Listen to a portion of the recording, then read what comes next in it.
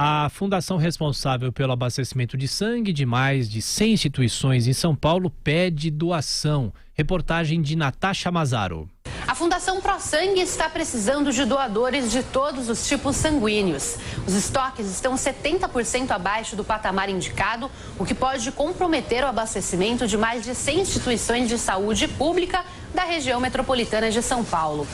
As férias escolares e as baixas temperaturas contribuíram para a queda.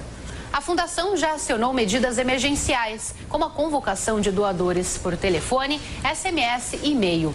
Mas o apoio da população é fundamental neste momento.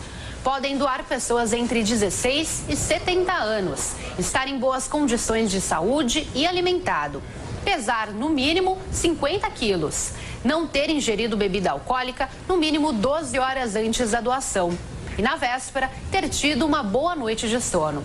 Na hora da doação, o interessado precisa apresentar um documento com foto para permitir a identificação. E um alerta importante: as pessoas que tomaram a vacina contra o sarampo precisam aguardar pelo menos 28 dias para doar sangue.